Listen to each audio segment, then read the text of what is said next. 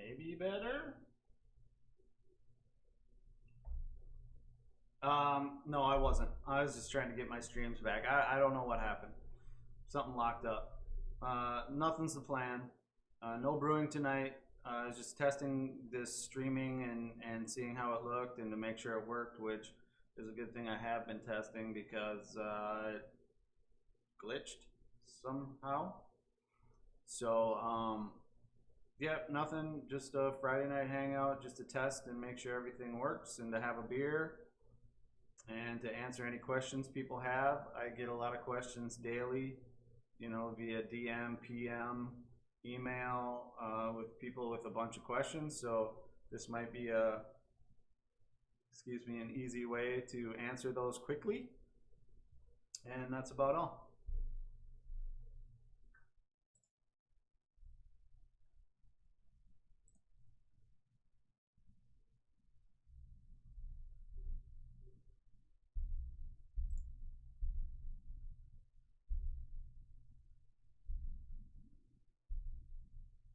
So by all means, if you do have any questions, fire away. If you just want to talk about beer, fire away. Yeah, that's about all.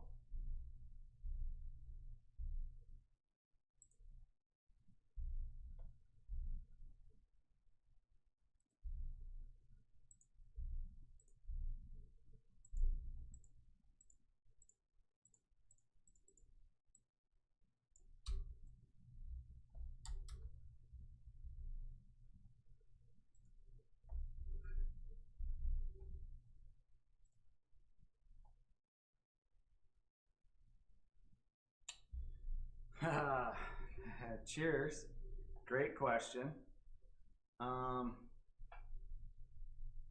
Give me 1 second and I'll try and come up with an answer. I just gotta send a text quick, and since I'm a male, I can't multitask. But that's a great question. 1 sec.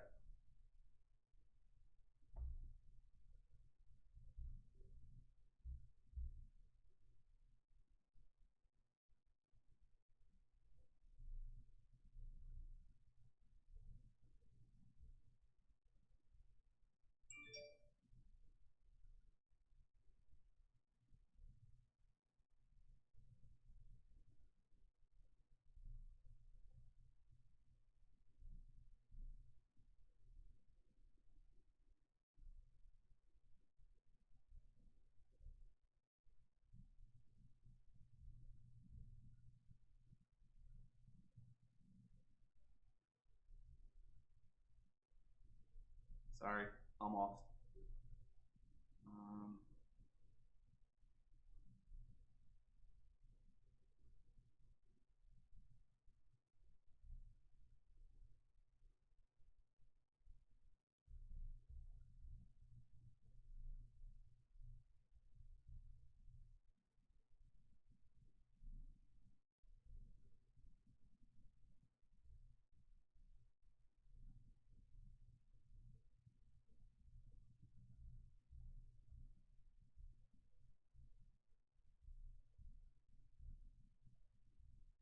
so, podcast.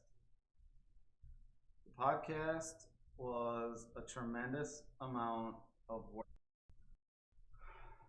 Um, Not only was the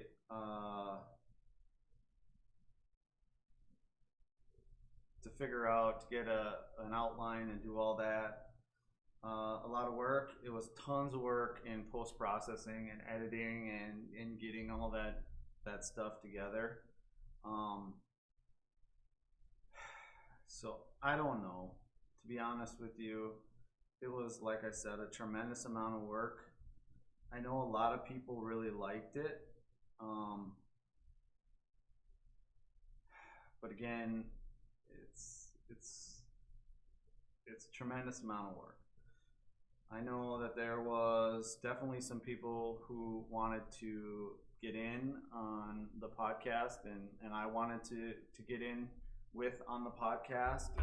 Um, So I don't know. I don't know which way to take the podcast, to keep it as it is, or to try. I'm not sure. So the podcast, long, short story long. The podcast is on a hiatus until further notice. So your first attempt with low oxygen turned out great. I only did a few tweaks that I could, so yeah, no problem, man.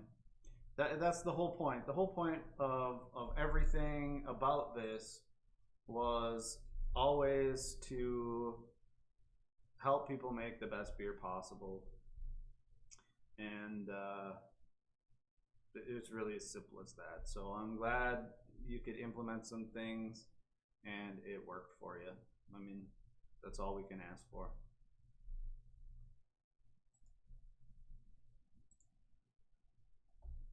Where are you from?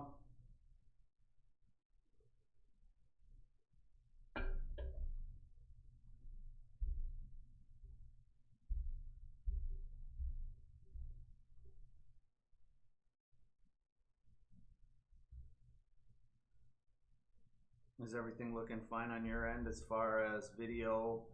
Um, no lag or anything like that? Audio sounds fine?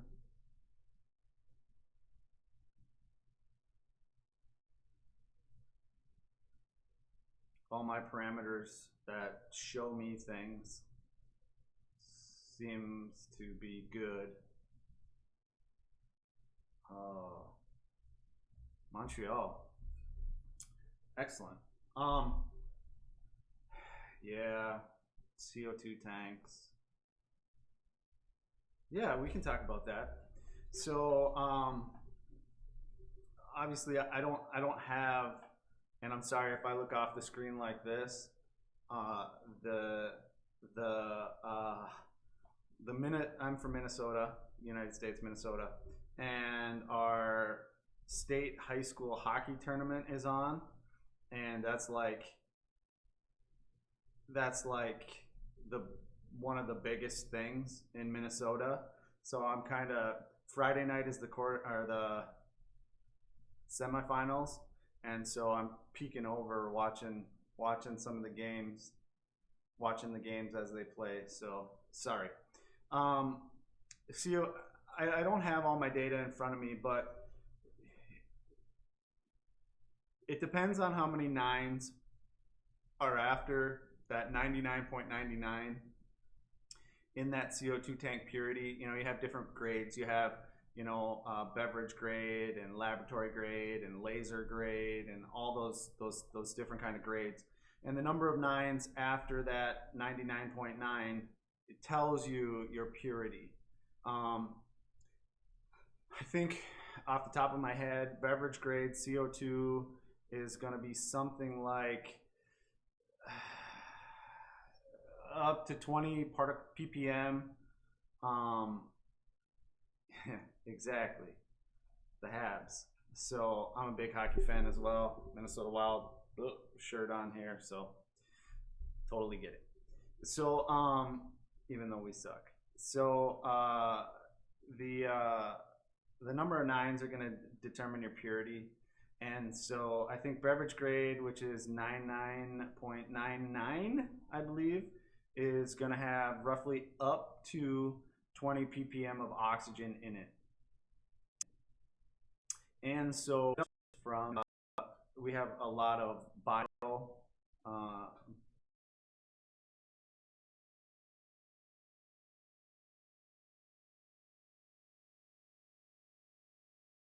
biodiesel and biofuels. And so a lot of those plants recapture fermentation gas, which is as pure as you can get, and will sell it as beverage grade. And so you can get super pure CO2 with less than 1 ppm of oxygen in it for the same price as beverage grade. So you just really got to be conscious of where you're getting that CO2 from. And sometimes you can ask for a certificate of authenticity. It just depends on the place you get it from. Some people will have it, some people won't. Um, it's just really tough. So you just got to be, if at all possible, get a certificate of authenticity that will show you uh, your different purity, or your contaminants is what it really is. And so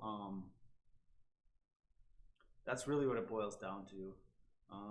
I don't know what it's like up there by you, if you have a lot of biofuel places as well, but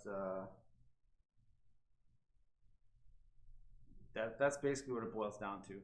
So the problem is that when you force carbonate, then you're directly injecting that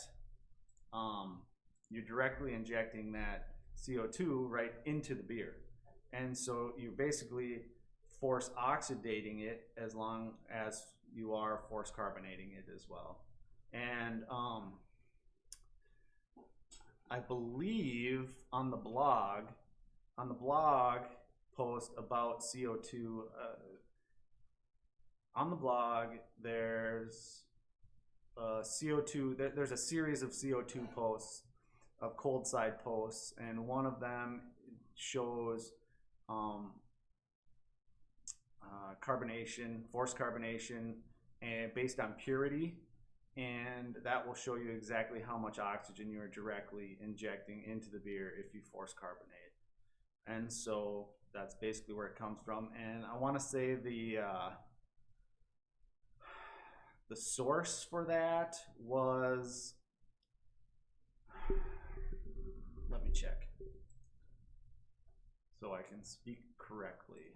The source for that was Hach. Tap into Hach, and it's O2 and CO2 purity. And it says that,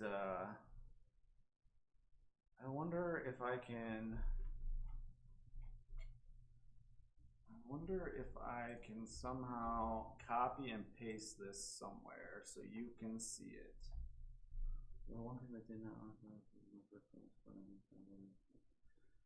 Yeah, spinning valves can be tricky. They get stuck, they blow off. Actually, if you do a fast fermentation test and you're roughly 4 to 5 points away from final gravity, don't even use the valve.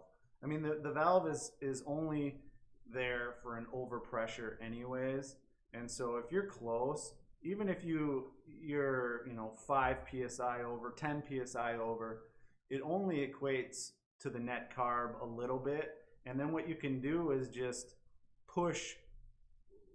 Basically, don't connect your CO2 from your tank while you're dispensing until it gets a little lower, and then just top up with the dispensed gas. So you found the link with the tap into Hach that shows the different CO2 purities and stuff like that.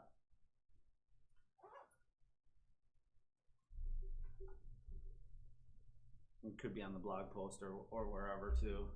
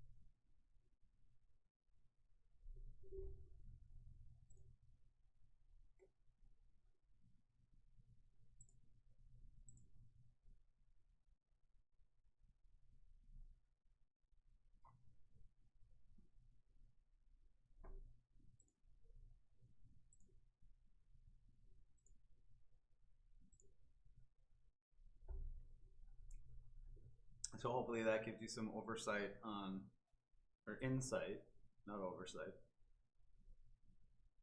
some insight into that. Yeah, I mean, it's tough.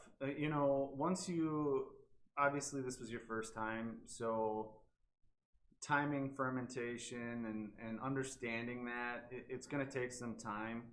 Um, you know, for a lot of people, that fermentation and gravity points per day and that whole thing isn't even on the radar because it doesn't matter, because you're just gonna throw it in the fermenter and ferment it till it's done. Probably wait another week or so whenever it's convenient, and just keg it.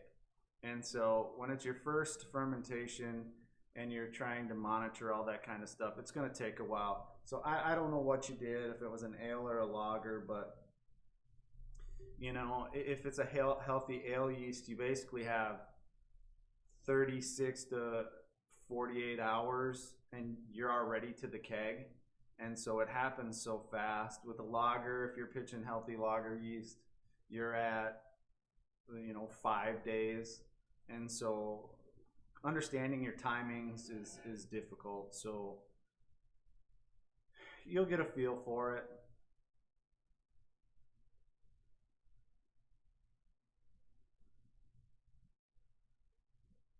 Hey, Austin.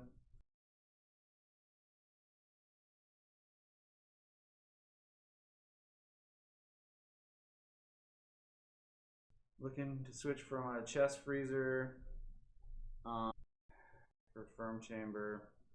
What do you have for a fermentation vessel? Is it a conical? Is it a brew bucket? Is it a normal bucket? Is it a carboy? I assume since you're talking about glycol, you're talking about some kind of conical or unitank or something like that. Is that correct?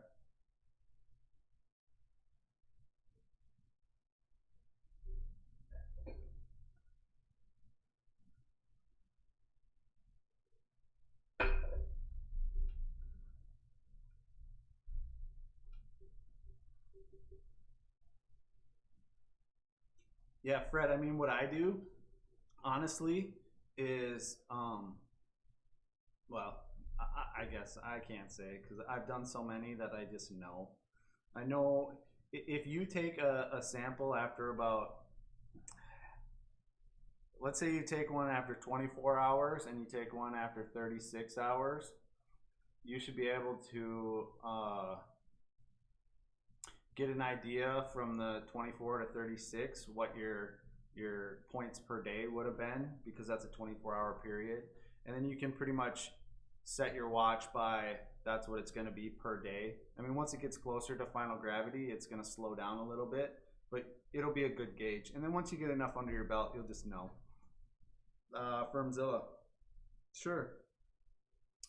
I mean, I run glycol, I run a chest freezer, and I run fridges. If I had a choice, I would just run fridges for everything. It just seems to be easier. You know, with the glycol, I mean, you can buy an all-in-one, but if you don't, if you want to piece it together, you need a pump. You need a chilling source, whether it be a window AC unit or whatever. And you need tubing, and you need some kind of temperature controller that turns on the pump, and the glycol chiller. And it's kind of a giant pain in the ass, to be honest with you. Fridges are just so much easier. I mean, freezers as well, but a chest freezer, the problem is you got to lift in and out your stuff, and it makes taking samples, especially if you're using, you know, you're pulling off the cone or down there, it's kind of a pain in the ass to pull samples and whatnot. So I mean, all day long, fridge or whatever, if you can fit it in a fridge, just do it.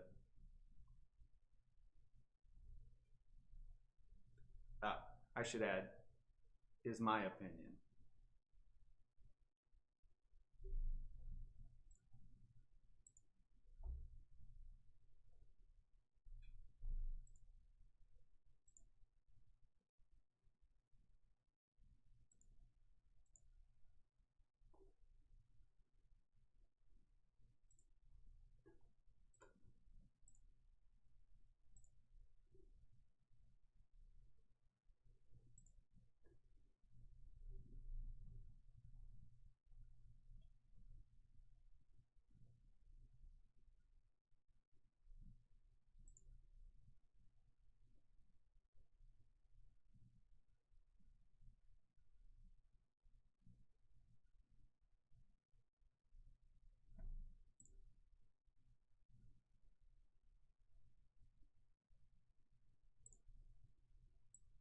It looks like not all my chats are showing up, so give me a second here. I'm gonna swing out so I see both my chats.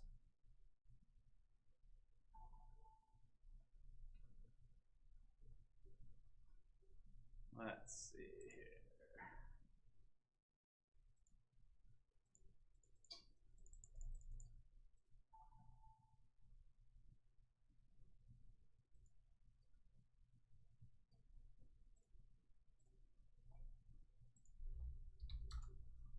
Hey Jack. I don't know my system such as yours. I managed. I don't know. Oh, thanks. No, I just have a mini toy brewery. Um, you have much larger breweries than myself, so congrats and thank you very much for the compliment.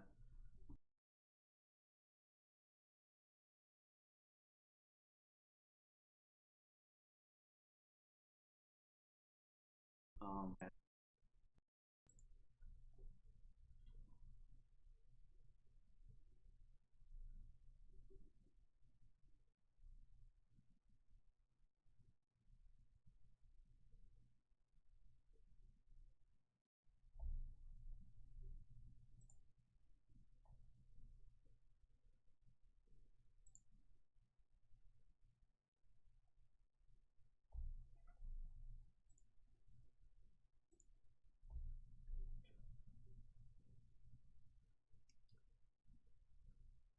yeah, no problem, Austin.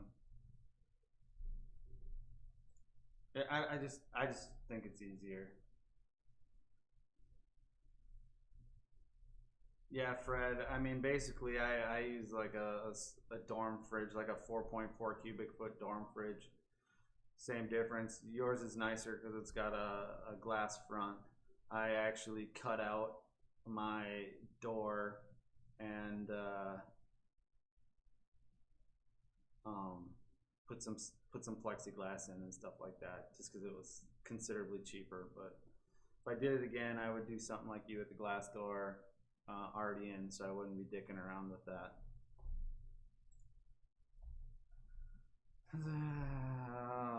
Yeah, conversation between Marshall and I. You know, to be honest, I I have no beefs with those guys. You know, it's a different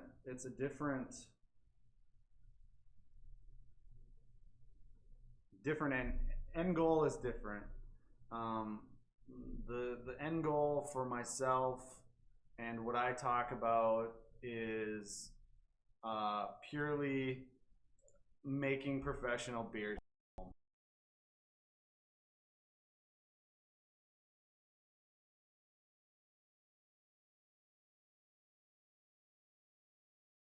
That top echelon of breweries in the world, professional breweries in the world, and it takes a different method and a process to do that. You know, those guys are. We're just not on the same. We're not even on the same planet.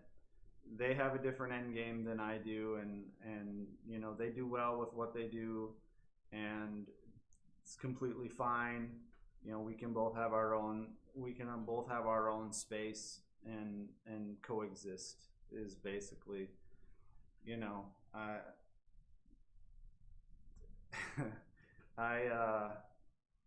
it's all good. Yeah, our beef. We had a beef in the past, and that I specifically reached out to them and and basically said, you know, at the end of the day, it's just beer, and you know, who gives a shit really? If you like what you drink, then it ends there. If you don't, then there's different methods and processes to explore. Is basically, you know, the end of the day. Yeah, you know, different approach, different end game. They do them, and I do me. It's all good.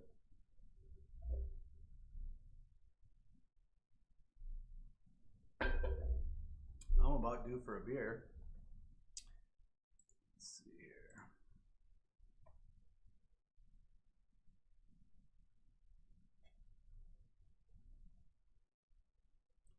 want to make sure I'm getting all my. Yeah, there was a beef. There was a beef with a lot of the I don't know the proper word. A few of the well-known homebrew people, um, which I don't know that I'll ever understand, because the homebrewing community is supposed to be all ever inclusive and cool and relaxed. Don't worry, have a homebrew. Until you come up with a method or a process that doesn't fit into that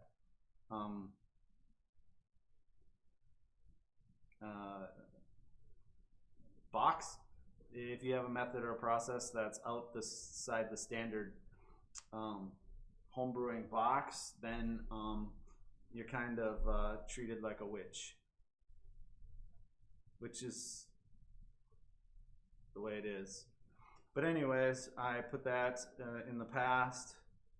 I messaged all those people that had some issues and basically said, I'm not here to take over the world. I'm not here to do anything except help people brew, and it's no different than anyone else.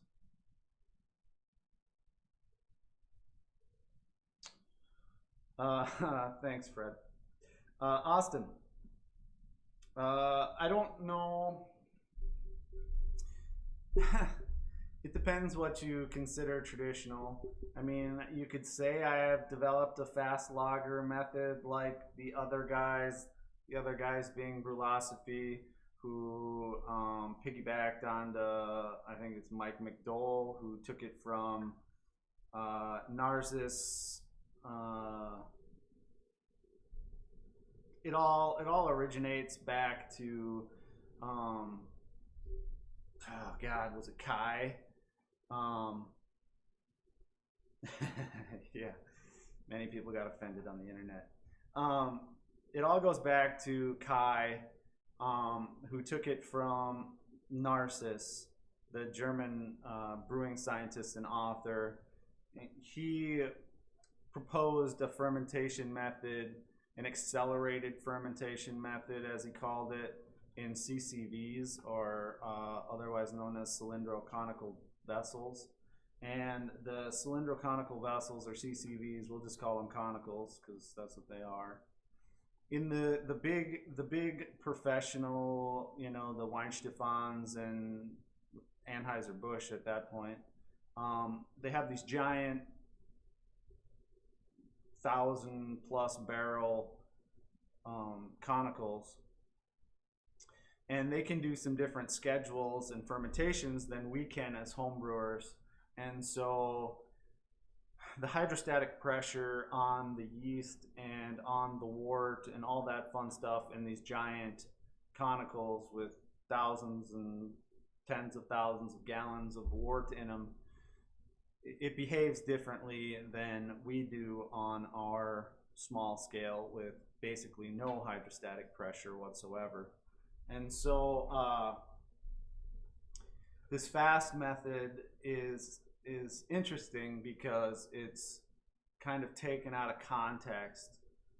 Narcissus explains it as the fast fermentation schedule, which is a higher temperature, but that higher temperature is because of the hydrostatic pressure and the size of these conicals, which suppress yeast esters. It doesn't work that way on our small scale. We don't have the hydrostatic pressure to suppress these esters. So it's really interesting to me with these people with these fast fermentation schedules, because it's completely taken out of context in the scientific method and process of it, and it yields a result that is different as well. And so the result from the fast fermentation lager, in my opinion, is it tastes like an ale. It doesn't taste like a lager whatsoever, which is fine if that's what you're going for. But for me personally, I follow a method that would be more, it is kind of a hybrid, but it's more based off the traditional method. I do ferment cold, 45 degrees roughly Fahrenheit, and that follows the traditional fermentations, the lager fermentation schedule. However, the traditional fermentation schedule is really going to start ramping down or 0 degrees Celsius. Superb lager. But you have to really, really be on your game to do that. And so I sacrifice a little bit of flavor and foam and head retention and stuff like that, where I just hold that 45 degrees for the entirety. I don't do any ramping up or down.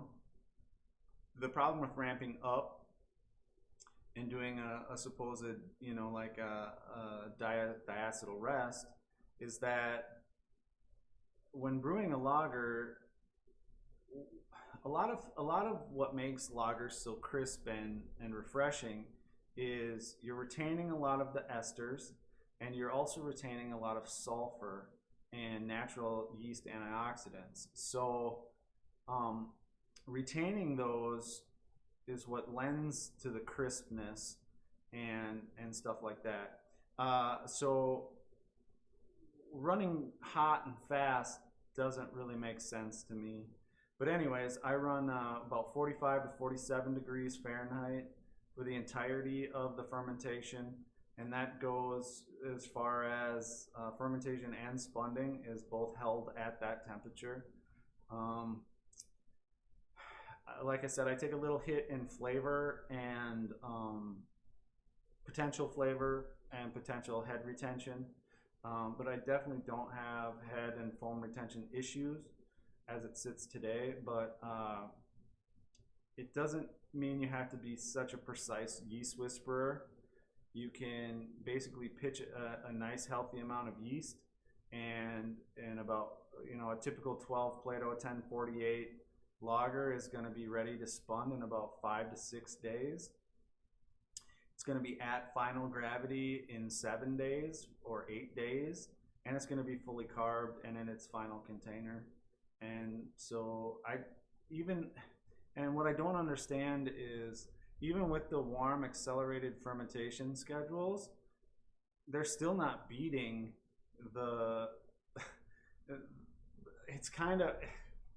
it kind of makes me shake my head and laugh at the same time, because the accelerated lager process is to turn over a lager faster. But I can turn over a lager and have it in the final package in 7 days, fully carbonated, non-oxidated in any shape or form, nor will it ever get that way, in 7 days, which is faster than the fast schedule with a forced carbonation. So you beat the ever-living snot out of the beer with a fast fermentation and a burst carb or whatever kind of carbonation method you want, and you're left with this beer that pretty much, to me, and in my judging and all that kind of stuff, tastes like an ale, and it wasn't any faster or any better than just pitching a nice healthy amount of yeast and naturally letting it run its course. No, I don't drink it on day 7. No, it's just day 7, it's at final gravity and it can start to do its lagering period. And I usually wait 2 to 3 weeks, and I lager really cold. I try and get it at least 32 degrees or 0 Celsius, even -2 Celsius, depending on the beer. And the colder you can get that beer without freezing it, the faster it precipitates all those solids and whatnot. And the better you are with keeping trub out of the fermenter, the less trub has to flock. And so I have a lager. I'll go pour it. I'll go my next beer. I'm due for a beer. I'll pour it. It's about 3 weeks old today. It's a Helles. It's a 12 Plato Helles, It's like 90% Barca pills and 10% Munich. And I'll go pour a sample and I'll show you the clarity. I mean, it's pretty good at 3 weeks, or yeah, I'm 3 weeks from brew day right now. So it's 2 week lager and 1 week fermentation. And I'll go pour a sample and we can look at it. It's pretty clear. It's not perfectly clear for me, but it's getting there. And that was 3 weeks from brew day, and so you can't really ask for more without filtering and fining and that kind of stuff.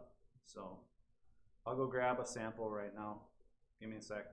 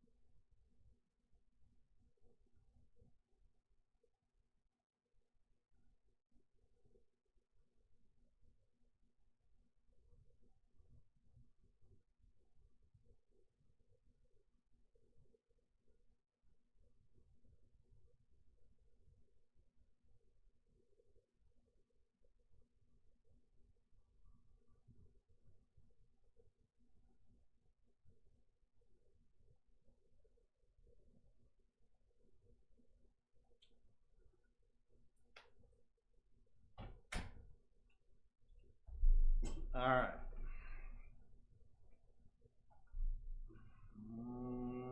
Let's see here.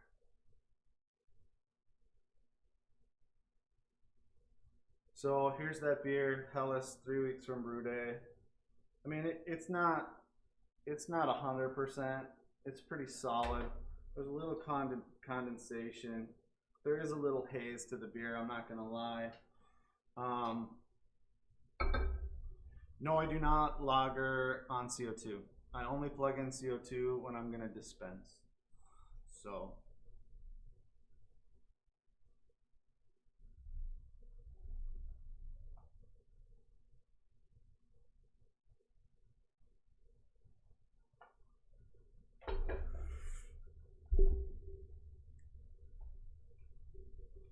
I'll start drinking the beer or sampling the beer. Like I would consider this we'll call it a quality assurance sample. And I'll start drinking at about 3 weeks. Will it get better at 4 weeks, 5 weeks from brew day? Yeah, it'll get better until it drops clear. And once it drops clear, it really doesn't change much until it starts going the other way.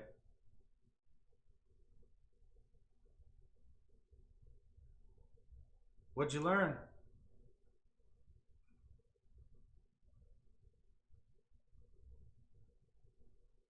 Nothing wrong with getting your learn on a Friday night.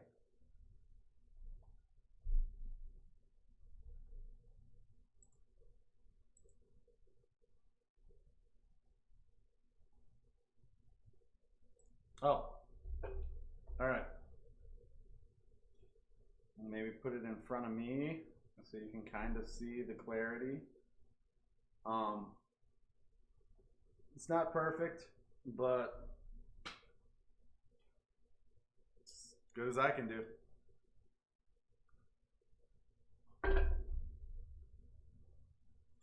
And that's all you can do. You can only do as good as you can do.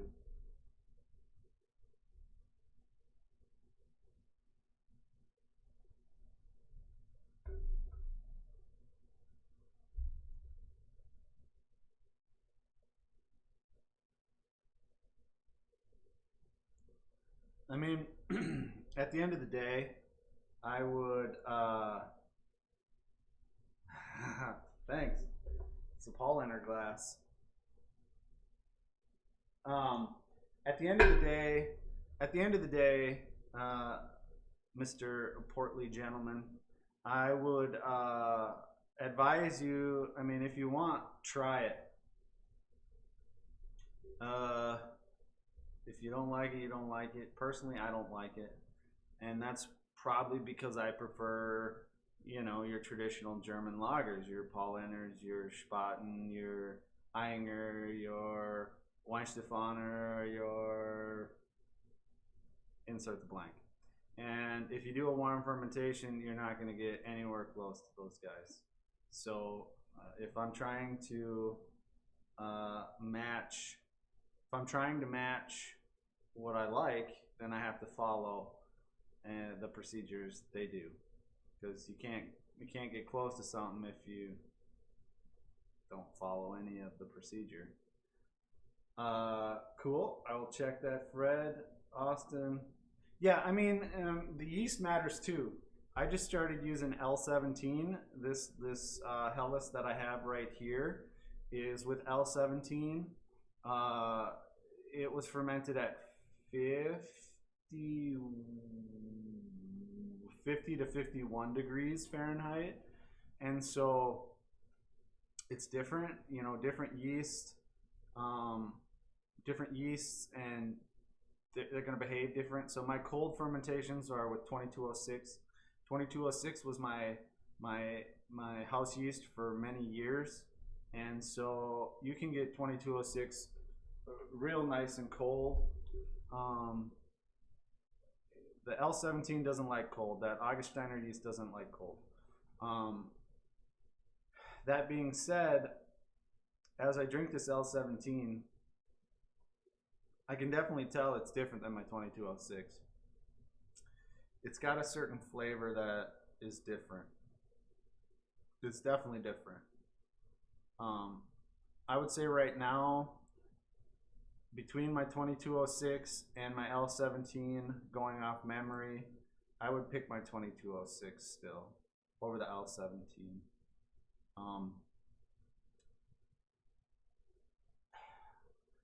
I think the 2206 has a little bit more, matchstick sulfur, just a hint of it, just enough to know it's there. It's not off-putting. It's not hydrogen sulfide sulfury. There's just this faint, and I think it's a little bit more crisp, and I don't know if that's fermentation temp or yeast. This Helles, it finished at, the fast fermentation sample finished at around 1.007. I halted fermentation at about 1.009 to leave just a little bit of residual sweetness to it. That's another lever you can turn once you start really mastering your fermentation profiles. You can leave a little bit of residual extract in the beer to add a little bit body and flavor back. That's what I typically do on my Helles. On my lager, or on my pilsners, I'll ferment them out a little bit drier. But my Helles, I usually leave a little bit, and so it's very similar beers. So I've made tons of Helles with 90-10 Pils in Munich, and this one, I chose this one specifically to showcase that L17, and I don't know if I'm a fan, to be honest. I mean, it's not bad. I shouldn't say I'm not a fan. I should say that I prefer, as this one sits, I prefer my 2206 a little bit more. But to circle back around to before I started just blathering, is fermentation temps matter. And the colder you can get those, it's generally going to be more crisp. It's also going to retain more sulfur and more carbonation. So, Portly, that's what I've been chasing, traditional profiles. Yeah, I mean, I don't know if I think you were around since you said you learned something. But yeah, that traditional cold profile of, fermenting cold and then lowering temp. That's something. If you can nail that sucker, so you're at final gravity at 0 degrees, that's a angel singing moment. I've done it a handful of times, and it's absolutely glorious.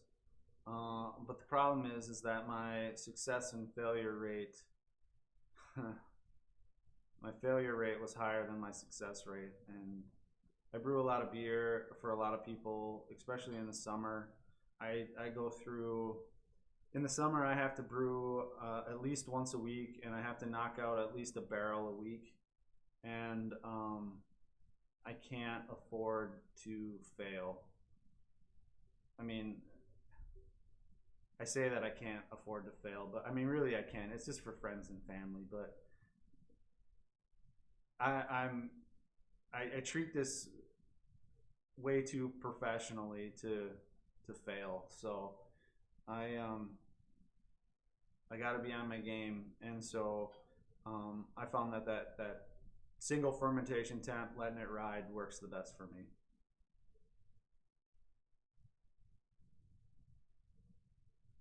Yeah, I've heard of the escarpment. I haven't tried any, but it's cool that there's a lot of new yeast companies popping up, especially um,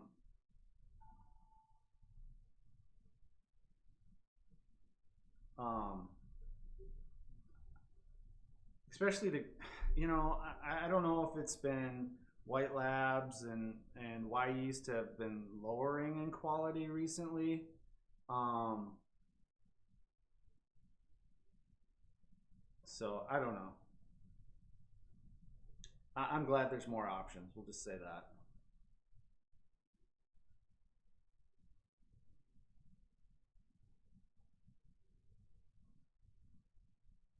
Thanks, Jack.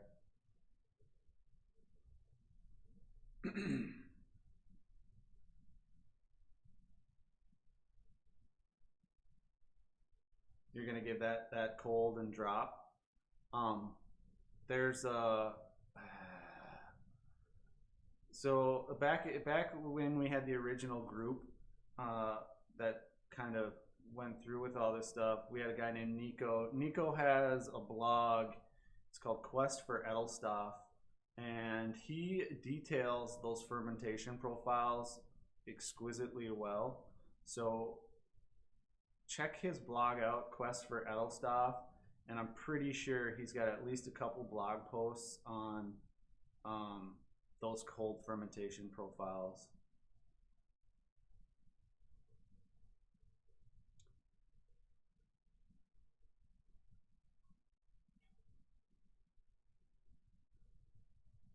Hey, Jack. Yeah, professionally, it all depends. If you're doing VDK tests and you pick up diacetyl, then by all means you can raise your fermentation to help with that. But if you're doing VDK tests and you're not picking up diacetyl, then there's no point to do it, and it's only, I won't say it's hurting the beer, but I'll say it's not doing it any benefit. That's for sure.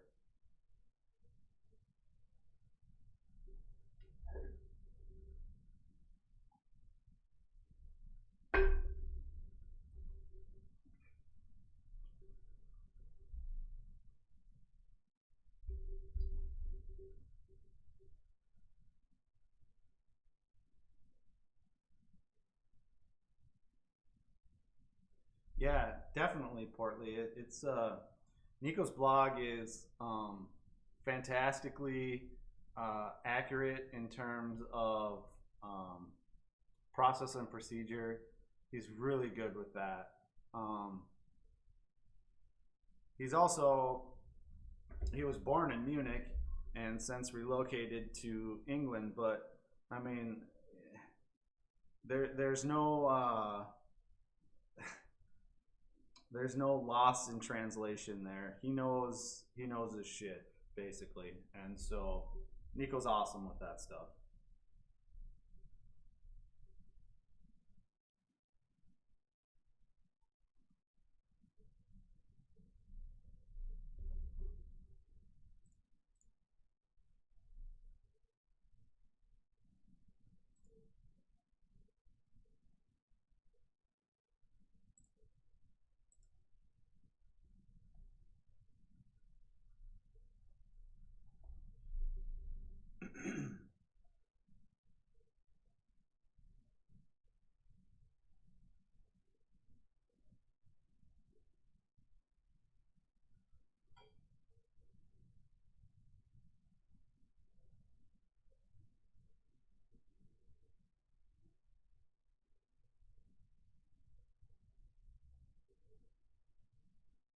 How's the stream for everybody in audio?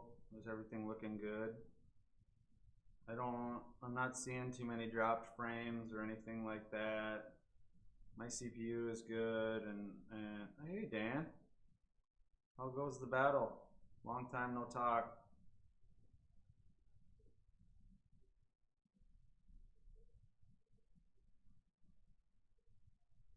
Miss you. I went down to Wyndham the other about a month ago. I was down in Wyndham and finally got to see that outfit, meet everybody, meet Jeff and those guys. So that was fun.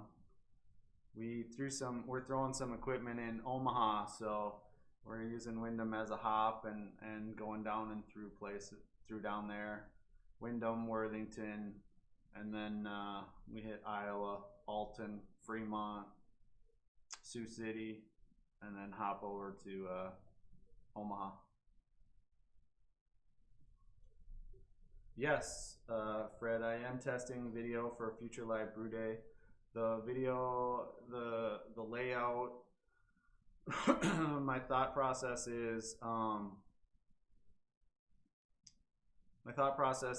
to kind of do a brew day and have the main screen and what's going on up and kind of talk through. I've had a lot of people ask about like just talking through the brew session and understanding what the whole process is. And so I figured that why not do a live test day or a live brew day and have the interface up and kind of talk through it and show through it.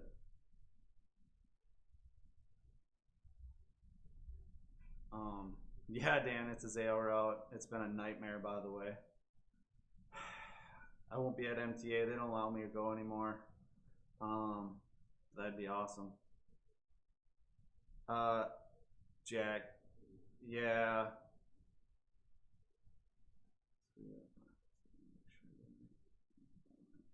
Sure, makes sense, Jack.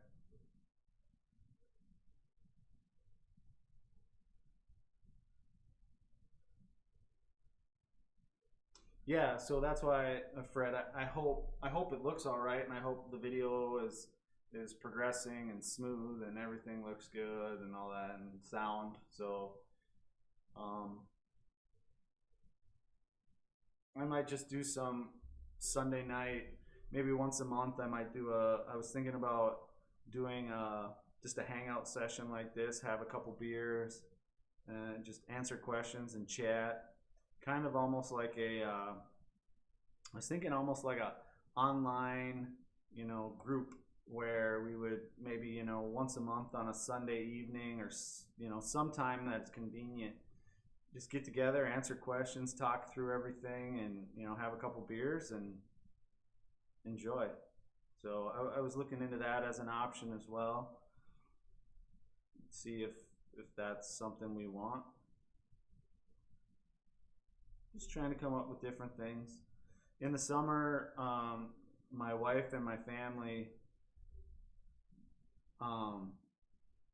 my wife's a teacher, so she's off in the summer, and I have three young kids, and we have a cabin up north, and so a lot of times I'm stuck at home during the summer because they're up at the cabin and I have to work. So I do have, in the summer, I have a lot of downtime. So I was looking at exploring at options to do something during the summer too, for some gathering and some hangouts. I get every day I get private messages and direct messages and emails and questions and responses to the blog and the forums and all that kind of stuff. So it's much easier for me to talk through it than to type. So many times when I'm asked a question digitally, via whatever method, I want to explain all the details, but it's so hard to sit down and to type a 15, 20, 30-minute response to, thanks, Dan. Hope to see you soon. It's so hard to type a long, detailed response, and so oftentimes I'll just give a quick response, just because I have a life too. So this format really helps give like the podcast, to give long form answers, but it's nice to yeah, exactly, Fred. And this is, I've been, and that's another thing. When you asked about the podcast, I started talking about this stuff in 2014, and I haven't stopped. And so it's so hard to continue to create all this information digitally and just sit down and type and type and type and type and respond and type. I'd much rather just, shoot the shit over a beer and talk about it. But so that's why I'm just exploring different methods and different things, and maybe it'll take off, maybe it won't even work. Maybe it will. So try and keep it fresh and new anyways.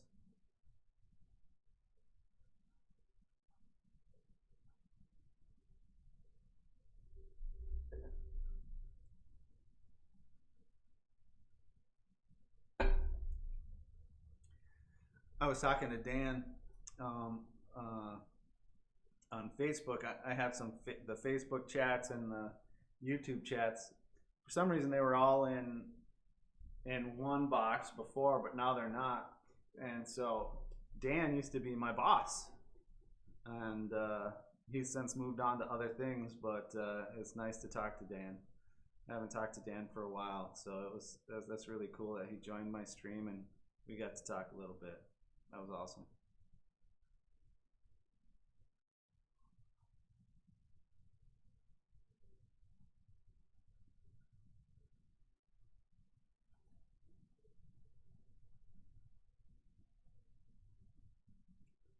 So what's everybody drinking tonight? I'm still nursing this Helles. Should get a nipple at this point. But you can see, I don't know how long it's I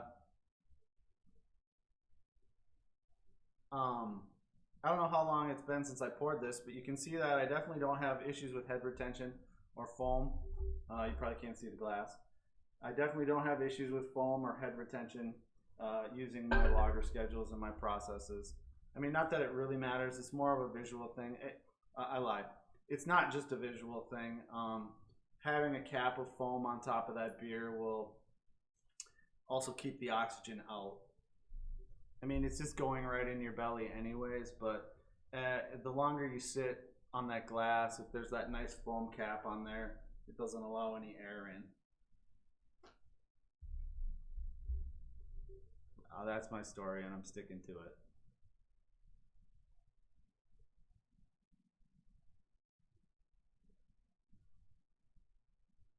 Yeah, Fred, that's it's like a live stream between Facebook and YouTube. So the chat software or the streaming software is supposed to bring all the chats into one kind of group, but for some reason it was in the beginning, but it's not anymore. So I was missing chats on Facebook. So when I go to answer a question on Facebook, I will. Nice.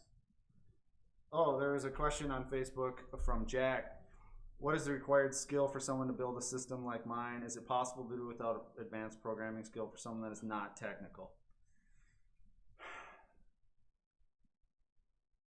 That's a great question.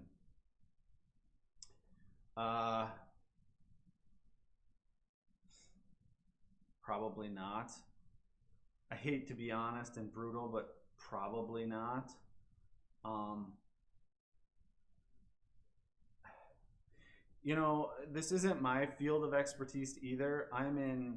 Um, yeah, I'm more in fiber optic transport.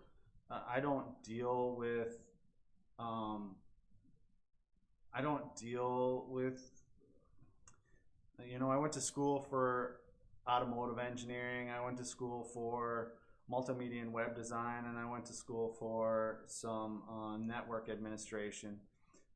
So it's not like I am in automation or engineering really that deals with this stuff every day. So everything I've done, I've learned. Now I do have a background in it, so that might help, and it might come to me a little bit faster. But I mean, really, I had to do all the homework. I had to figure out, how this is all going to work and how it was going to interface. I had to learn Arduino. I had to learn the different scripting languages. I had to learn industrial controls, and it's I didn't know it, so I had to learn it. But with that said, I have thousands and thousands of hours into it at this point. Um, so I know it well, but I had to start. And so if you have time and the wherewithal to dedicate time and ambition to it, then sure, you can build it. I mean, I didn't know anything about this stuff before I started either. I just had to learn and go from there. And this is kind of the culmination of all my learning. The software, the brewing software itself is called Brew Control. It was created by a man named Pete Bruno out of Florida, who I know very well, and he's been here, and we've actually done some live hangouts and Q&A sessions. He's awesome. His software is awesome, and so the software starts. Sure, Fred, I'll talk about craft beer pie. Sure. So the cool thing, and I'm going to cut you over to the screen because I think it would be best to interact with this and show you exactly what this is all about. So my screen that you're seeing, my brewing interface, is really and this is on a really small screen, so I'm gonna try and work with it. But my brewing interface is really this. It's a blank screen and a blank canvas. So it started out this way, and I 3D modeled, my brewing system, and then imported that picture, and then overlaid all the graphics and all that stuff over it to be what it is today. And this is just one of the screens. So this is my main brewing screen, and with the brewing system and all its controls. But I have another screen. Let me get rid of these little eyes. Every eye is an icon. That's what it stands for. This brewing screen right here is all my data that I get from Beersmith. So I can craft a recipe in Beersmith. Once I craft a recipe in Beersmith, let me see here. Like I said, this is on a small screen, so let me walk through it. So once I craft a recipe in Beersmith,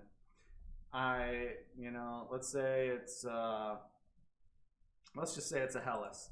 So I craft this Helles recipe. It's got my water, it's got my grain and my hops and all that fun stuff. Let's say it's good to go. So if I right click and go to export, this will export it right into my brewing system. And the cool thing about that is it has all the details. Like, it has all the parameters for the brew day. Oh, let's see here. That's why, let me start that program. So this program is called Node-RED, and Node-RED is kind of the intermediate between the two. So there's that import. So if you look here on the name, it's Helles, which is exactly like it is in Beersmith. And here's all my values. It has all my water salts, all my volumes, all my hops and my hop timing and gravities and yeast and what temperature the yeast need to be. And once I select what fermenter I'm using for the day, then all the fermentation profile from Beersmith and all that is imported over to the next screen. And so I just automated all my milling. So my mill is on load cells, and I use my hopper as the actual scale. So it brought in my weight of my grain and all that stuff. And the scale is at 0 pounds, and I would load the scale to 13.5 pounds, 12 pounds with Pilsner, 12 pounds with Munich. I use a Venturi then as I'm milling right here to dump it right in the mash tun. I have my fermentation screen where my fermentation is ran, and my spunding screen where everything is spunded and there's pressure sensors and it knows exactly how much pressure to use.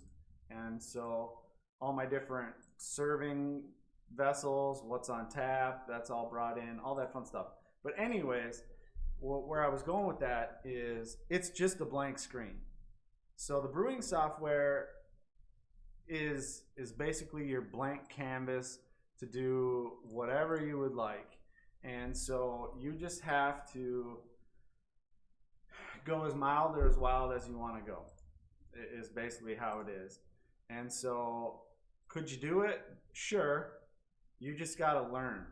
And if you have the time and want to put forth the effort to learn, then sure. The rest is just kind of, the system itself is put together. I designed the kettles from Stout, and Stout then is now manufacturing that lineup. So, you could purchase the kettles, and go from there. So could you do it? If you dedicate the time, sure. Everybody's capable of doing what I'm doing. I'm not special in any way, shape, or form.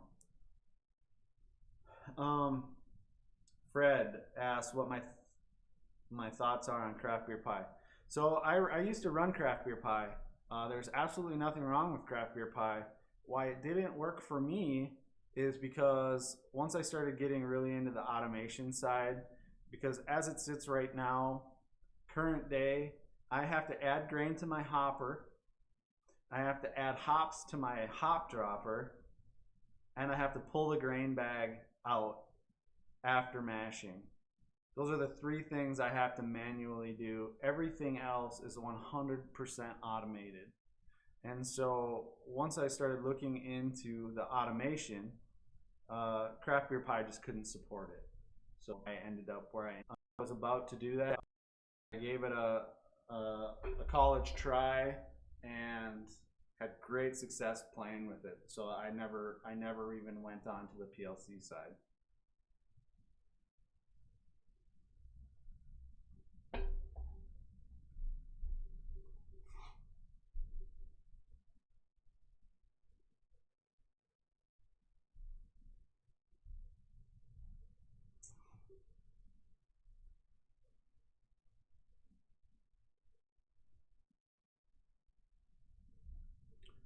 So hopefully that answers both of your questions. Sort of, kind of. Don't hesitate to tell me to shut up too and get to the point, because sometimes I've been known.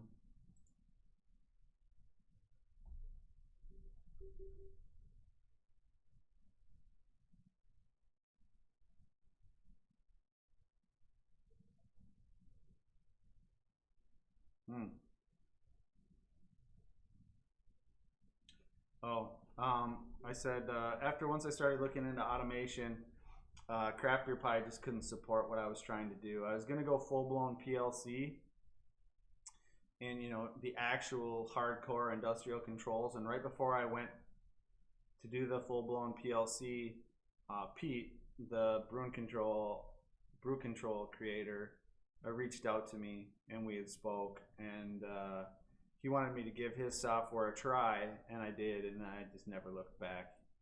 It can do everything that a full-blown PLC can do, and so there was no point in me to ever look that way anymore.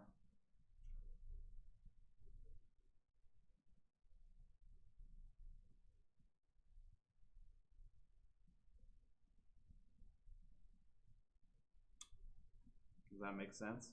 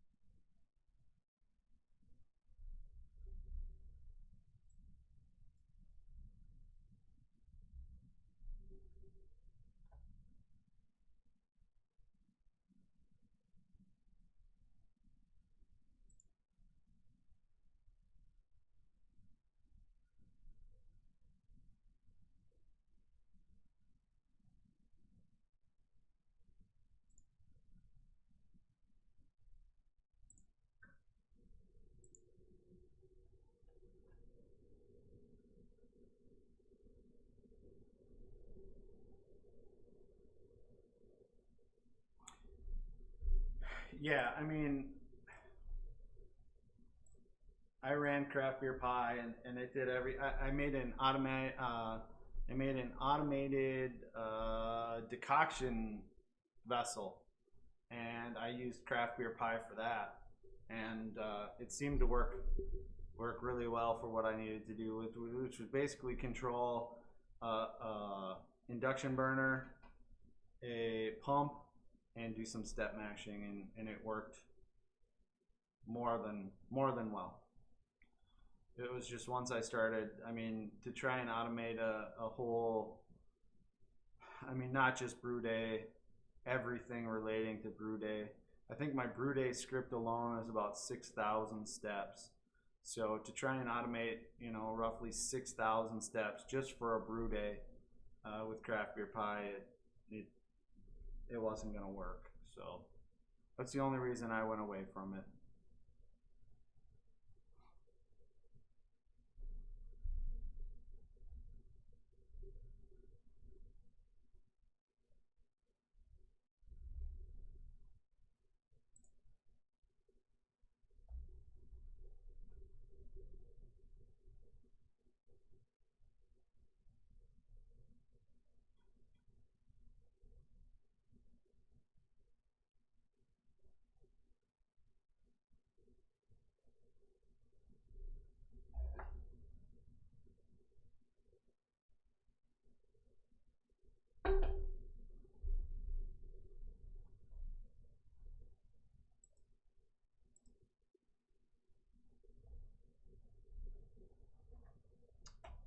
Yeah, actually.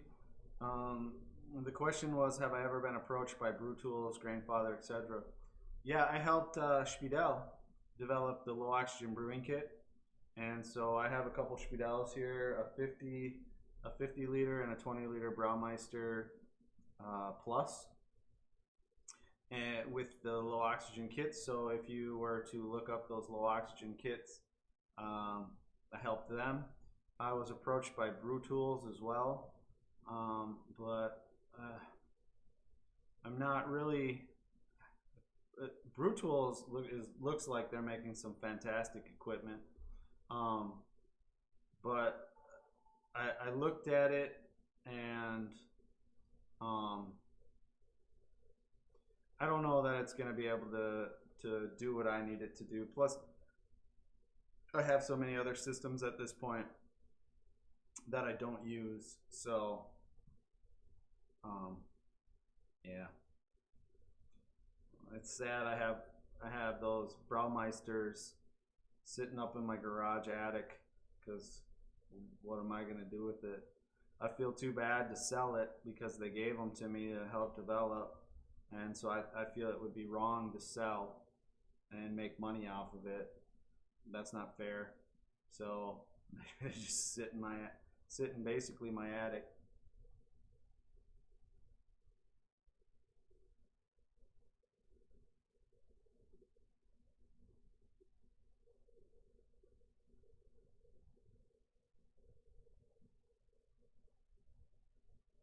I am very intrigued though by the Brew Tools. Um,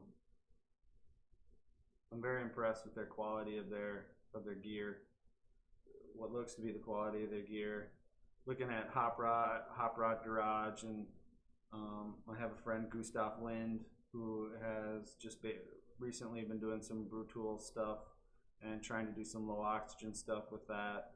Uh, it looks really high quality.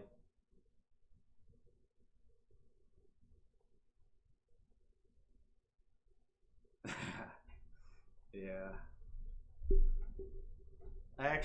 I had three systems. I had three Braumeister systems, and I donated one to a local homebrew club here, to help them out for a club system. But yeah,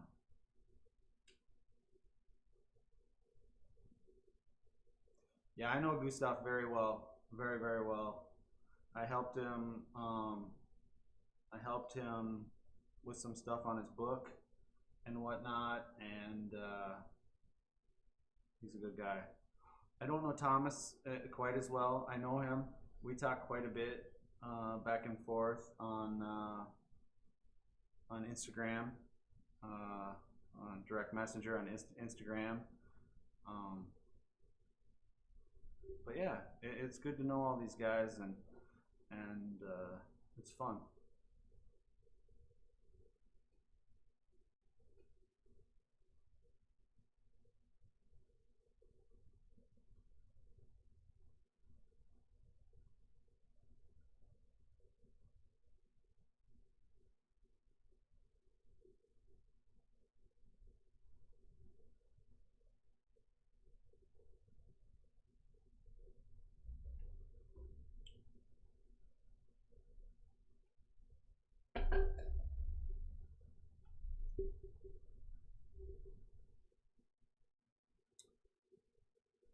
Ah, Fred. Yeah, I do. I do do some. I do do do. I do also consult. Yes, I do. Um, it's interesting. It's different. You know, they have different problems, uh, different solutions, different questions. The largest consulting job I did was on a 60 barrel brew house. Um, it's different. Scale is tough. It definitely makes me not want to be a professional brewer ever. Uh, it's a lot of work, you know. And the other problem is you gotta brew stuff that you don't like because it sells. So there's some breweries that I help out that are constantly turning out product that they don't even enjoy. Like the brewer won't even drink it, but it sells, and so you have to make it. And so it's an interesting it's an interesting conundrum. Uh, I just like to get in and help out and get out. Um, I did a collaboration Oktoberfest with a couple local breweries, um, with two Minnesota breweries and an Iowa brewery. We did an Oktoberfest beer. Uh, so that was fun, you know, just to do stuff like that. But you know, those brew days just really solidify why I don't want to be a professional. Number one, they number one, they have way more manual and hands-on labor than I ever want to do, and the scale of it sucks. Like to empty the grain out of a 20 barrel mash tun to rake it out is a bitch. and it's hot, and then you sweat, and the brewery's hot. I can brew from work while I'm sitting at my desk, and so those kind of manual labor things I don't enjoy, and so I just couldn't do it. But the a lot of what I consult about is lowering oxygen, obviously, and a lot of lager stuff. Um, a lot of the current brewers, were home brewers turned professional, so a lot of them don't have a really solid foundation in brewing science or methods and processes. They just scaled up what they did when they were a home brewer, and so a lot of what I do is not only the low oxygen stuff, but a lot of like actual traditional lager brewing practices and methods and fermentation practices and proper oxygenation and all that kind of stuff. Just really kind of getting their processes in line with what they I don't want to use the word should, but should be. And so it's fun. It's something to do. Recently I haven't been as of 2020, I haven't done anything yet as of 2020. 2019 I was really busy with a whole bunch of different breweries and questions and stuff like that, but it kind of calmed down now. And so yeah, I don't actively pursue it.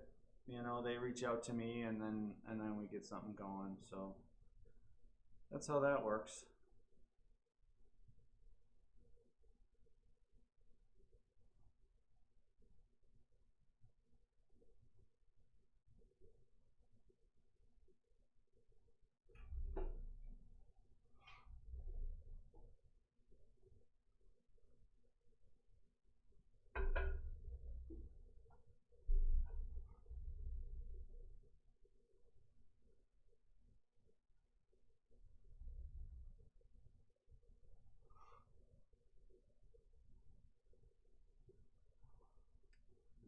Non-homebrew lager beer.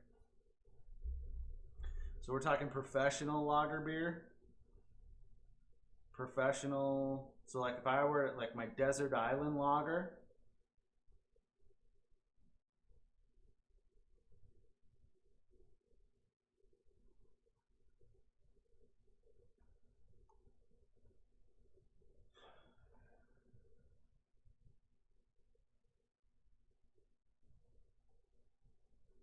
I don't know.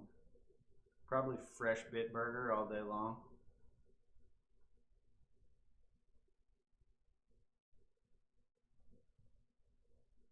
Oh, no micro, no nano. I don't. I can't. Something I can travel to go try. Uh,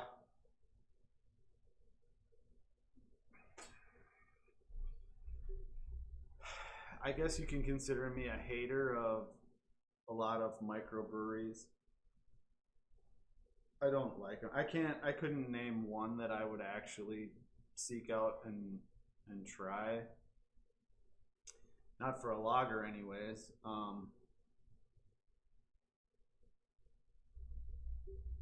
That you can get. I'll always go.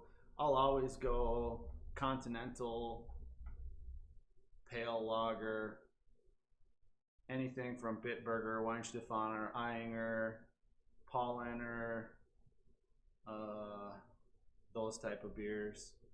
Um, for lagers, anyways. A lot of breweries can do the hoppy styles decently, but I'm insanely picky when it comes to lagers. Uh, so that's all. That's all I got.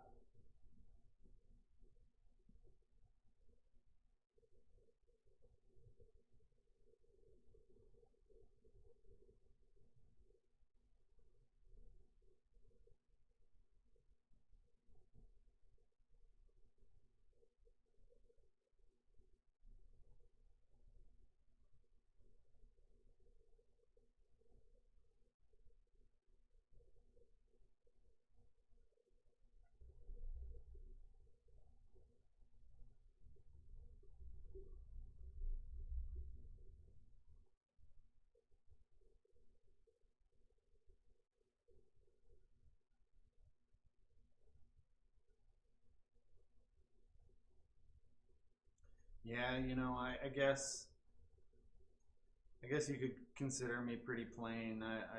I really like the pale European lagers. I mean, even Japanese, Sapporo, Kirin. I'm just a sucker for those. To me, they're just there's nothing much to hide behind, and they're really good. I mean, I'll even go for a fresh Budweiser. So yeah, thanks, Fred. That was awesome. I'm glad it worked out. We'll see what comes of it. Maybe we'll do it again. Maybe we'll do it on a different day. Maybe we'll never do it again. We'll see what happens. Thanks for stopping by, though. It was nice talking.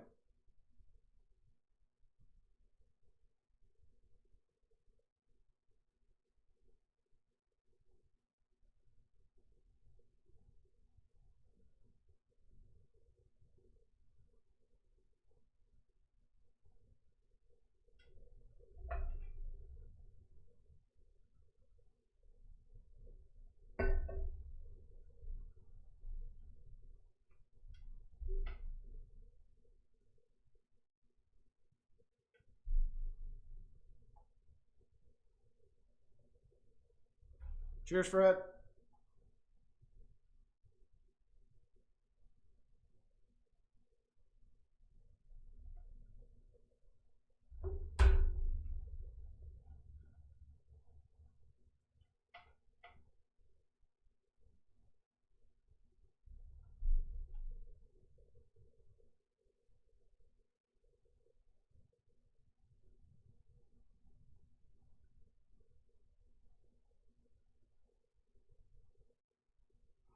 Anyone else have any questions or anything they want to talk about?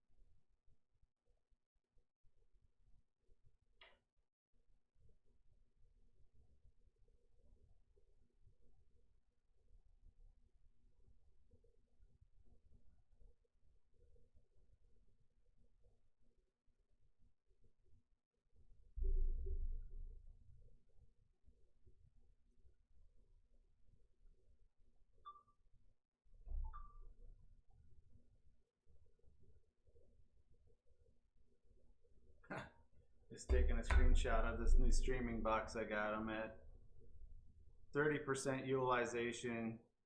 I got two. It's a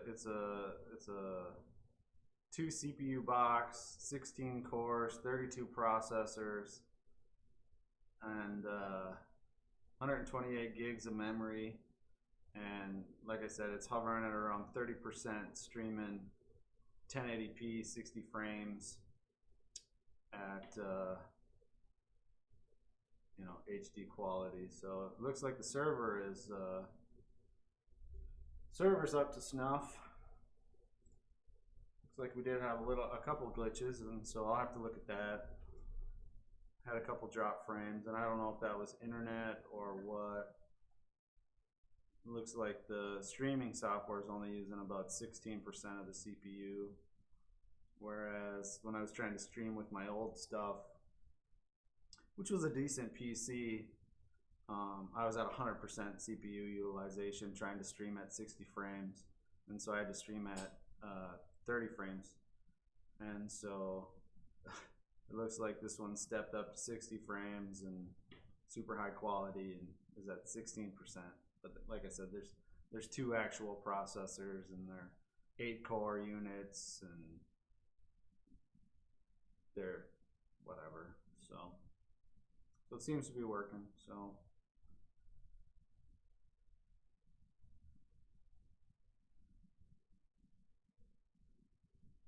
had a bitch of a time trying to get a camera worth of shit, a streaming camera worth of shit. I couldn't get those to work to save my life. I ended up with a webcam. This is a webcam. This is a Logitech webcam. I tried a mirrorless SLR and my phone doing some crazy 4K streaming. I have an iPhone 11 Pro and I don't know. This webcam isn't the best, but it seems to work the most reliable, so whatever at this point. I'm pretty much over it.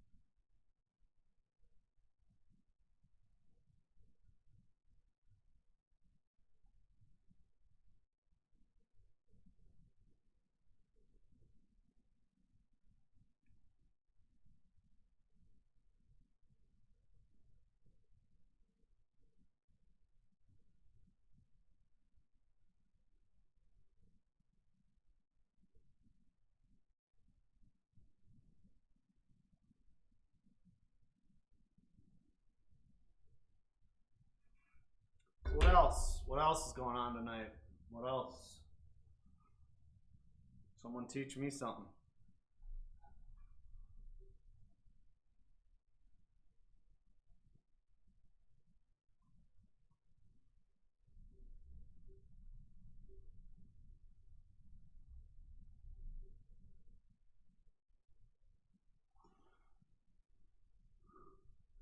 Ugh. It's almost time for bed.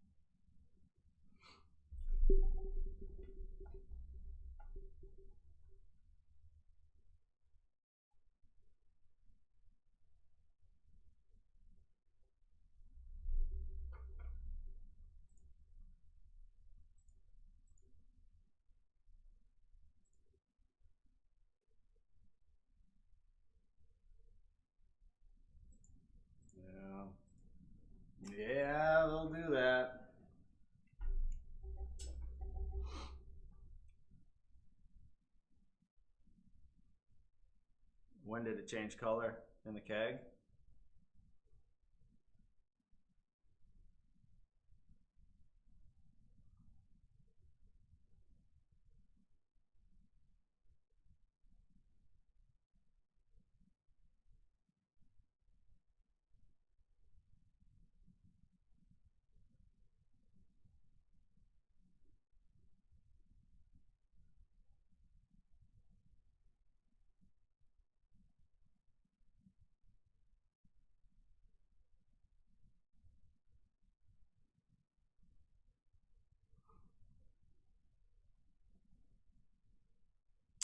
I've only, yeah, in the keg, and yeah, that'll happen.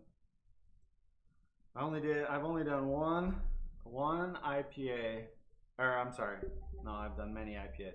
I've only done one NE IPA. So get this. This is a good story because I got stories. I've only done one NE IPA. I sent it to. Okay, let me back up. Do you know who Scott Janish is? So I got contacted by Scott Janish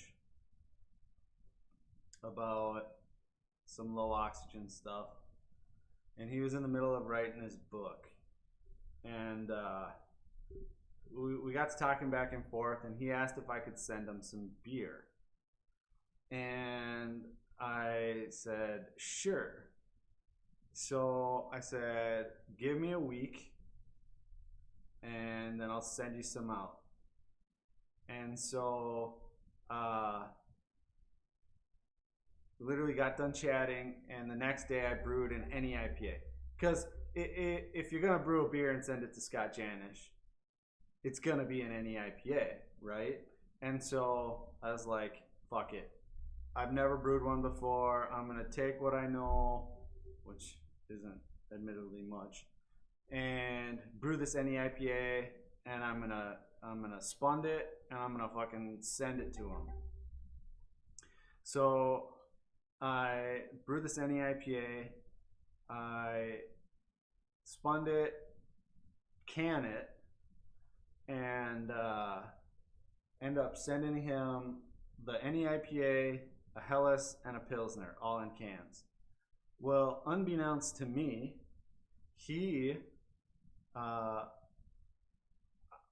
not sure why, if it was to see if I was full of shit or to just test. Unbeknownst to me, he took my beers and brought them to a big local brewery that had a Hock Orbisphere, which tests finished oxidation or finished DO levels down to the ppb, particles per billion level. He tests my cans and sends me a text that says, you've just beat the brewery's lowest DO level, and sent me a picture of the Orbisphere, and it was 22.1 ppb. So I had 22.1 ppb in my NE IPA, and the best the brewery had ever gotten where he was 37. So he enjoyed the NE IPA, he enjoyed the lagers, but that's my NE IPA story.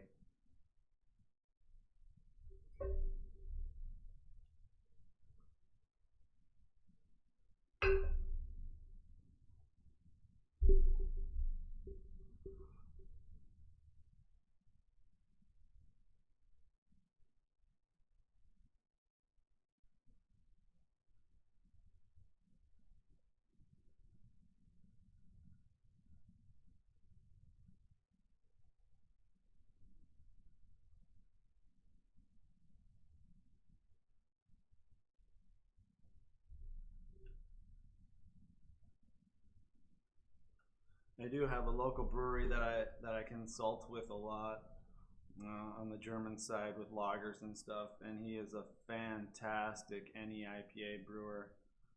All his NEIPAs are really, really, really, really good.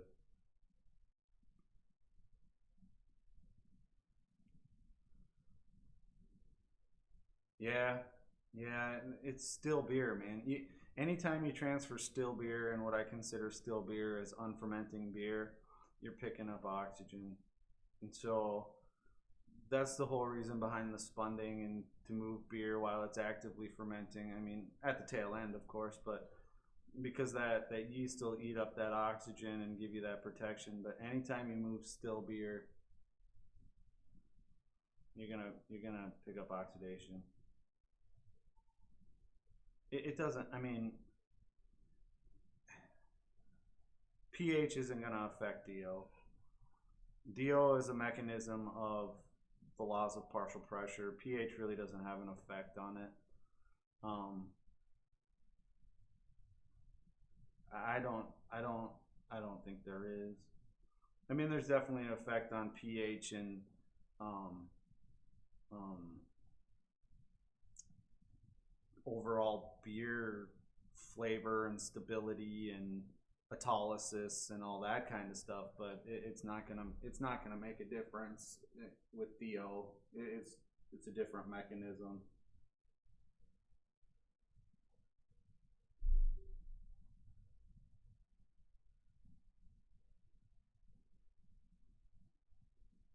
The only thing that's gonna stop DO is antioxidants, whether it be natural fermentation based sulfites. Lagers are cold fermented lager yeast are going to produce more naturally reoccurring sulfites than an ale yeast, which is another reason why I'm not a big proponent of the accelerated lagering schedule, because you're not generating the amount of sulfites that you normally would, which isn't, you're just losing that protection. So really the only thing that's going to protect, or could it create more oxidation? No, no, I don't think pH, I could be wrong, but I don't know that I've ever seen any documentation, thesis, scientific paper, or abstract that mentions pH as a mechanism to the DO. Not that I know of.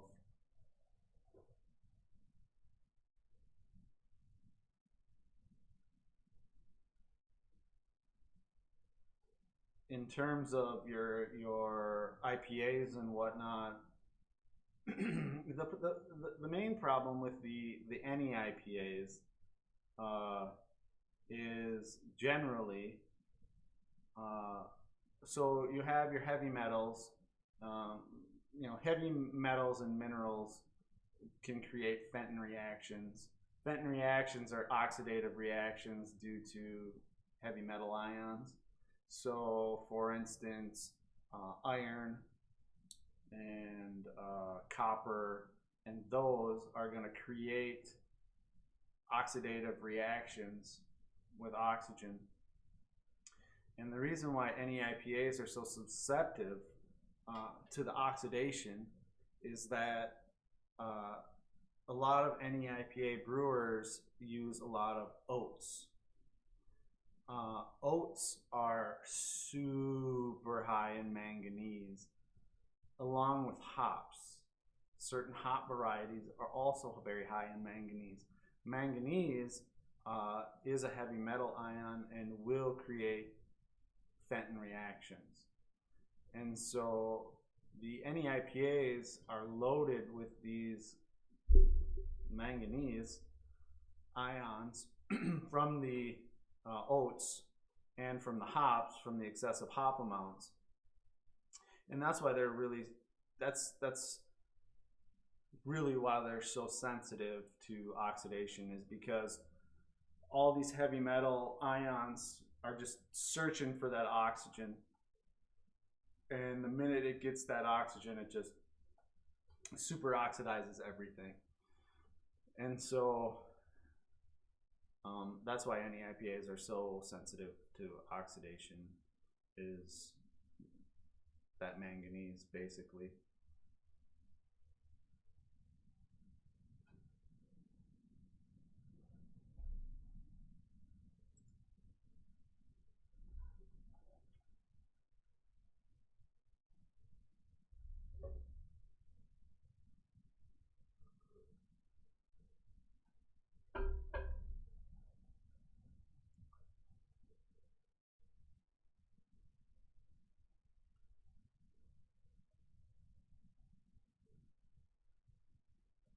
But of course, brewing water matters as well. So if you're using tap water is going to have some of those trace minerals as well. Iron, copper, what else? Iron, copper, manganese. Any of those are going to contribute to those potential reactions, which is why a lot of people have been using Brutan B recently. Brutan B will bind to those ions and chelate drop, and so that's why there's a mash tun edition and a boil edition. You know, zinc from yeast nutrients and stuff like that. If you add too much zinc and the yeast don't consume all the zinc, you have free zinc running around, and that can also lead to the Fenton reactions. Anything with a kind of metallic or heavy metal ion is going to contribute to those Fenton reactions. And the Fenton reactions are really what cause that cold side oxidation. Well, cause all side oxidation, but you really see it on the cold side with those with the hoppy beers.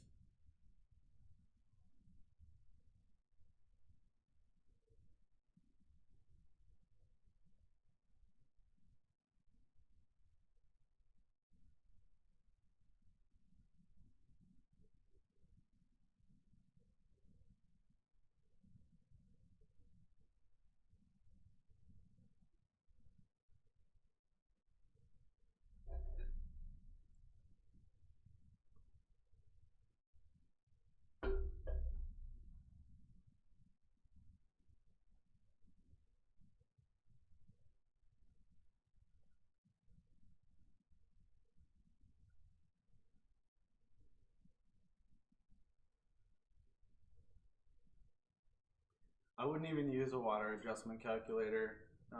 Just convert it all to imperial. So 10 to 50 ppm is 10 to 50 milligrams per liter mgl.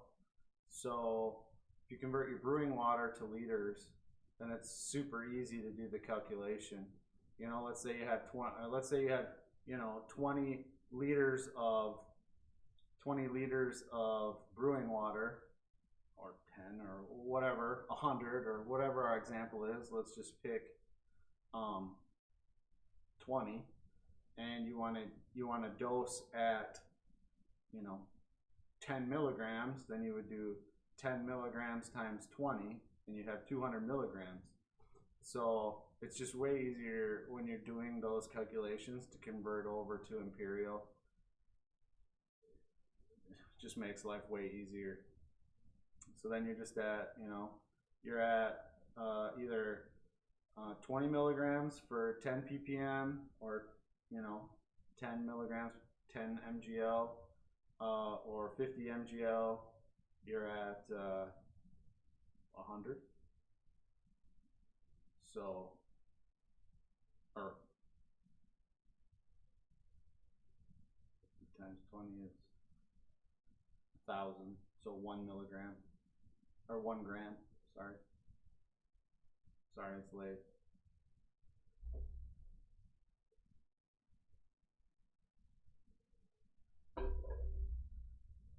So that's what I would do.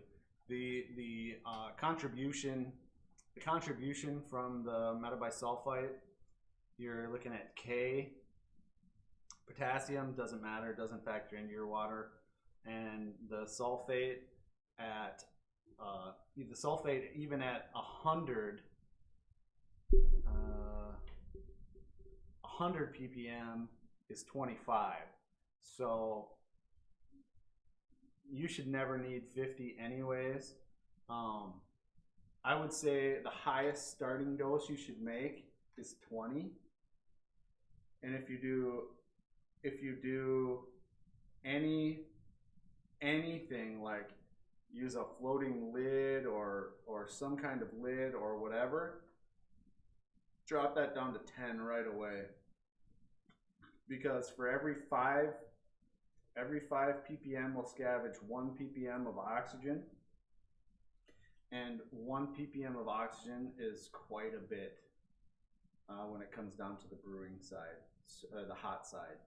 So if you're doing anything, any process improvements to try and stop that surface intrusion, the highest I would start is 20, and I would probably, I mean, at the end of the day, you could use 1,000 ppm or 1,000,000 ppm. It doesn't matter how much you use, because at the end of the day, you're going to oxygenate and you're going to remove all those.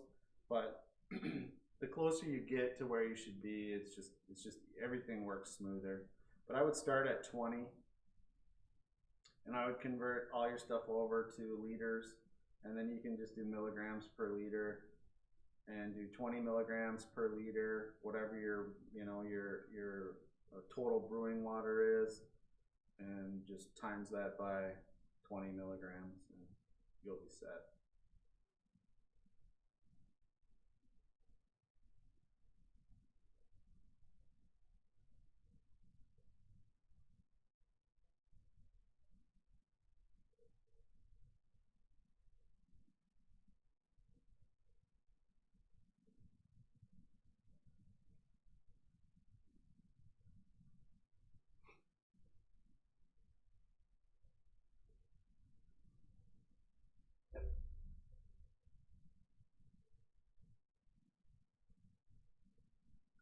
So I don't know if you can see that, but I still have foam at the bottom of my glass, so.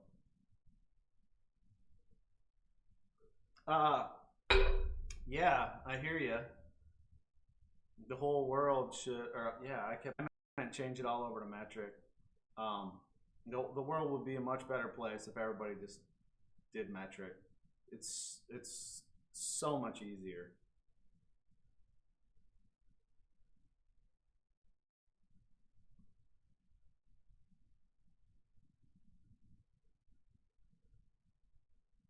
Yeah, I mean, if you're using such that small dose, if you're using 20 milligrams a liter a dose, I wouldn't even worry about the contribution to the water, like as water salts. You're looking at 100 is 25, and 50 would be 12. You're looking at like 7.5 roughly milligrams,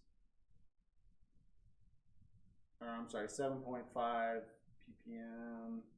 Yeah, 7.5 milligrams per liter of sulfate, and potassium doesn't matter, so. Yeah,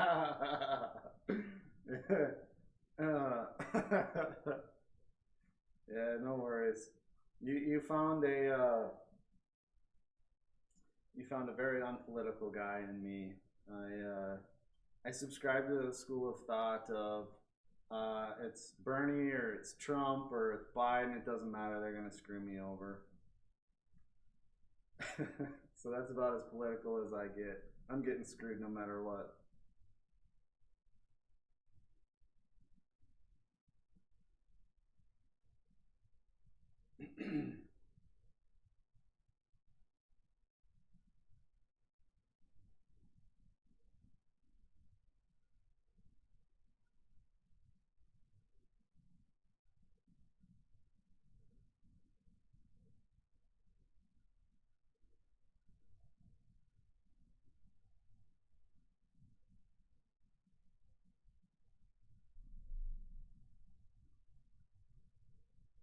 Well, they just started the second period in the last game for tonight. Doesn't look very close. Hopefully the championships tomorrow. Hopefully the championships tomorrow will be a little bit closer.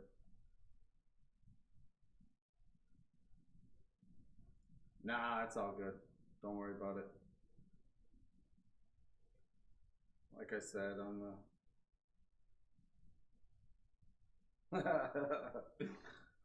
yeah, well, that's no, I didn't get screwed. No, I'm very lucky. I'm very lucky.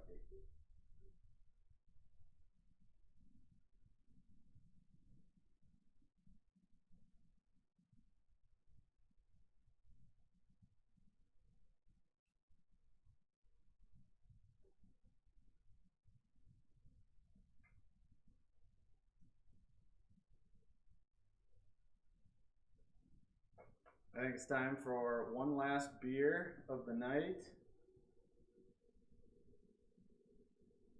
I have Helles Pills. What do I have? Helles Pills, Pale Ale, IPA, Schwarzbier. What should I go for?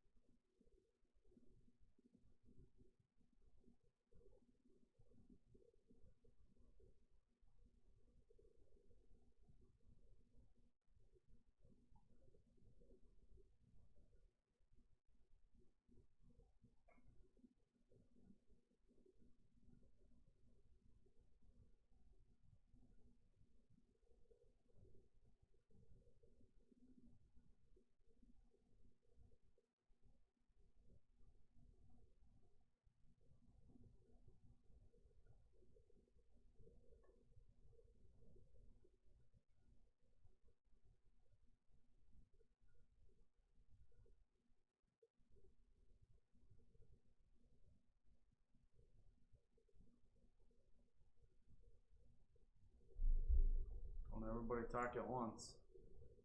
Doppelbock. Shit. I do have Doppelbock. I didn't mention that purposely. You trying to kill me? I'll do it. I'll do it because I'm getting bullied on the internet. Is that what you want me to do?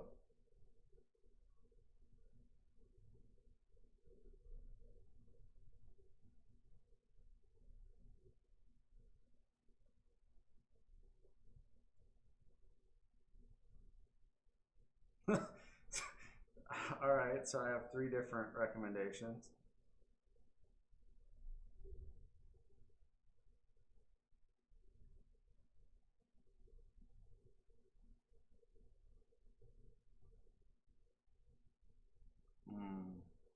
Can't do the lambic. Me and sour beer's no bueno. Unless you're talking about sour goot, then we're good.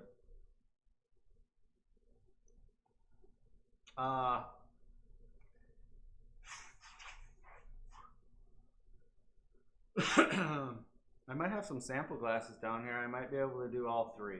Let's see if I can do that. Give me a second.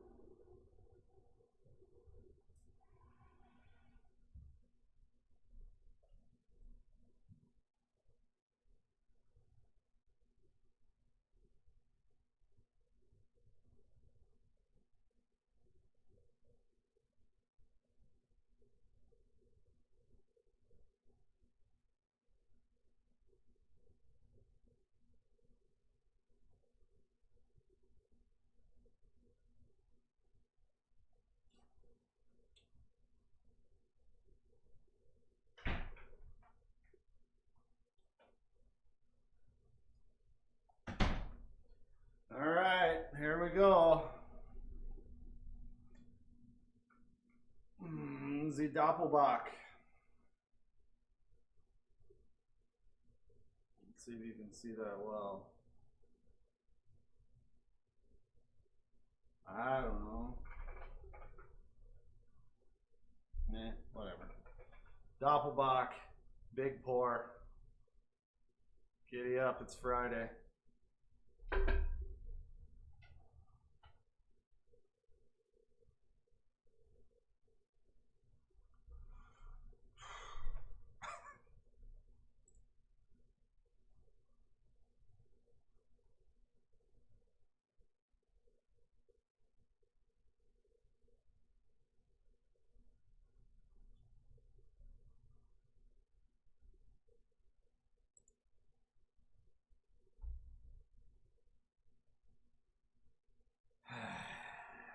Go big or go home, right?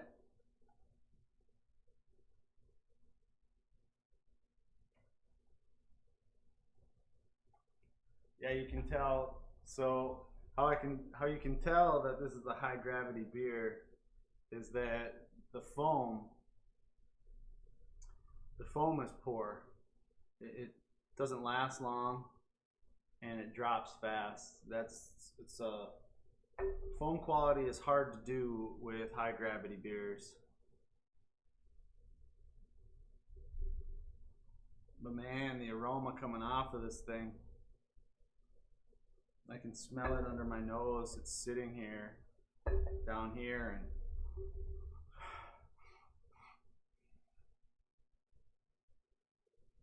it's quite aromatic.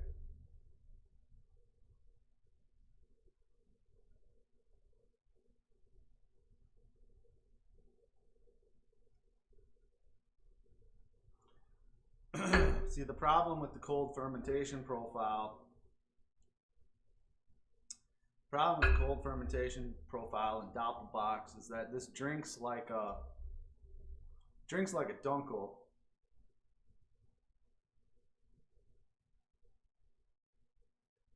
Super rich flavor, dried fruit, bread crust, caramel.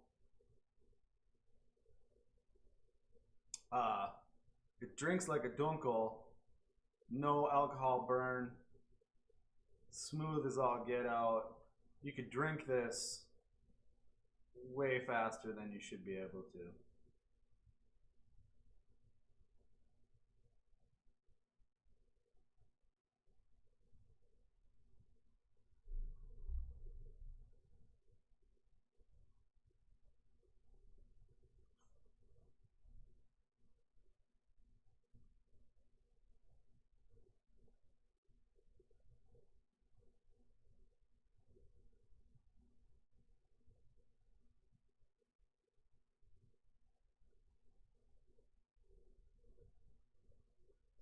Yikes.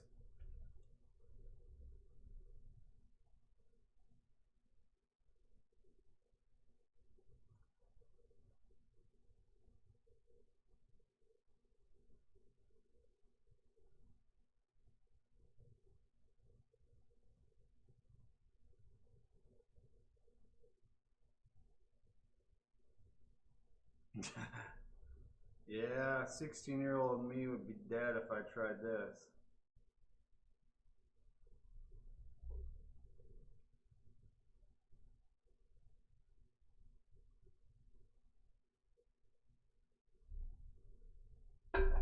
Yeah, I hear you, Fred. Most of my beers I brew are 12 plates.